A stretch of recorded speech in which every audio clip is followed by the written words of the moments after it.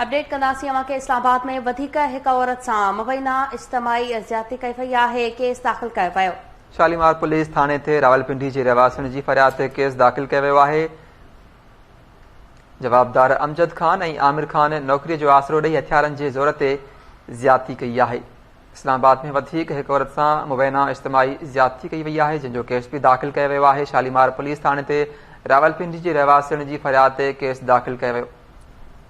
अवां खे अपडेट कयूं पिया। जवाबदार अमजद खान ऐं आमिर खान नौकरीअ जो आसरो ॾेई हथियारनि जे ज़ोर ते ज़्यादती कई आहे। औरत मौक़िफ़ इख्तियार कयो आहे। शालीमार पुलिस थाणे ते रावलपिंडी जी रहवासियुनि जे फरियाद ते केस दाख़िल कयो वियो आहे। ख़बर अवां खे ॾियूं पिया। इस्लामाबाद में वधीक हिक औरत सां मुबैना इज्तिमाई ज़्यादती कई वई। वाक़िए जो केस दाख़िल कयो वियो आहे।